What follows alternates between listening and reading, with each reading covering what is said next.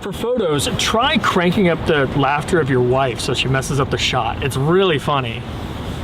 All right, I'm sorry. Do I need to go away? Am I in trouble? Yeah. Okay. Go sit in the corner of the forest.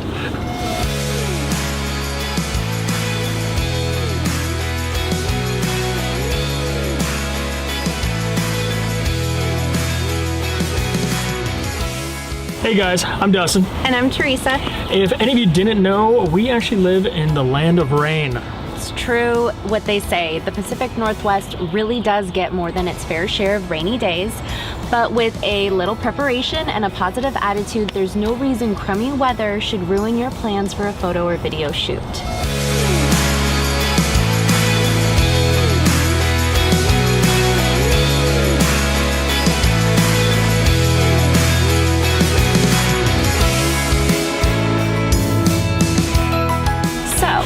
What does it take to produce a successful rainy day shoot?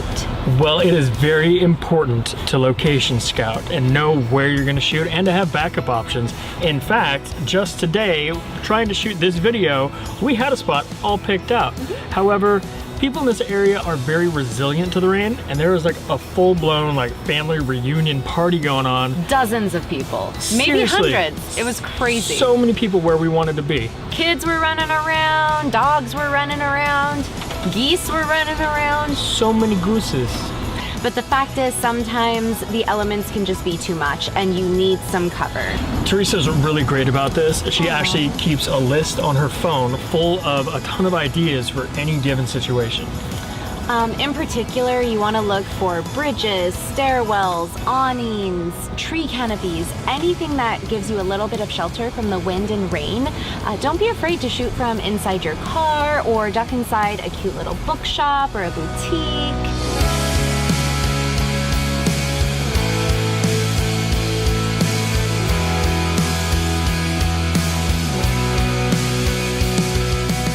It is very important to understand how water resistant your tech is. We all want to take very good care of our babies, our cameras, our microphones, our everything.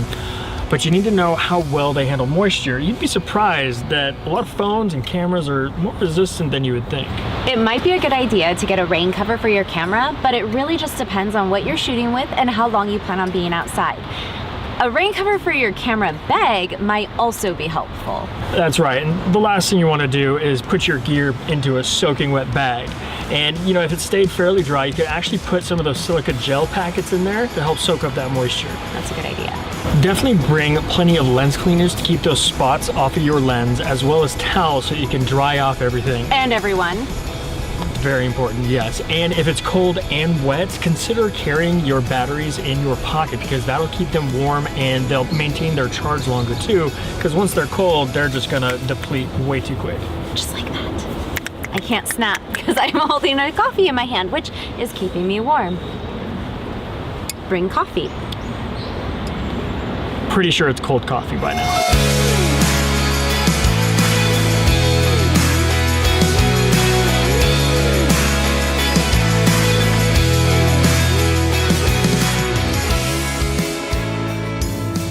Dress accordingly. This goes for you and your subjects. Layers are always a good idea and a change of clothes wouldn't hurt. Bring some cute boots or an umbrella, a nice little rain jacket, anything that adds to the aesthetic but also makes it more comfortable for you and your models.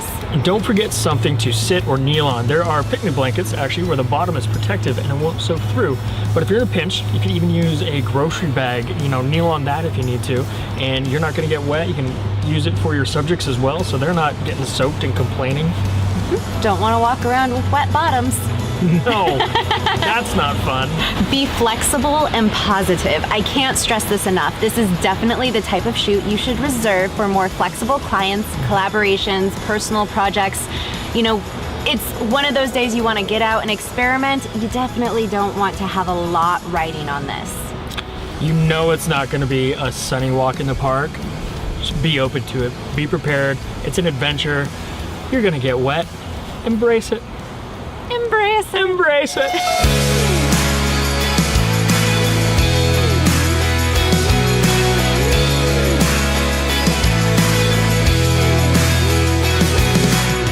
Use the rain to your advantage. Play with your camera settings, try new things, use the reflections and different lighting to really get unique shots that you can't normally get on a sunny day.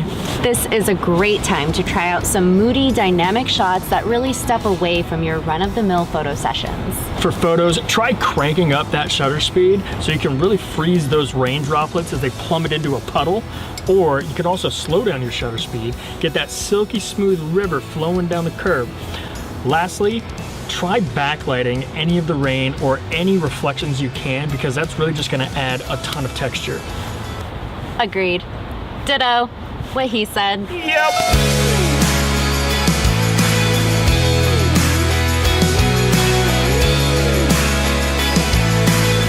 There is so much you can accomplish during a rainy day, and being from the Pacific Northwest has taught us to embrace it. So there you have it, guys. If you have any questions at all, leave them down in the comments below, or let us know if you decide to embark on your own rainy day excursion. We want to hear about it, and don't be shy. You know the drill. Like, share, and subscribe. Thank you very much for watching, guys. We will see you next time. So can we take a moment to just point out that it's actually not even raining right now? Yeah, there's no rain. Like, we planned out this whole video and we got some rain earlier. It's not raining. Make it rain.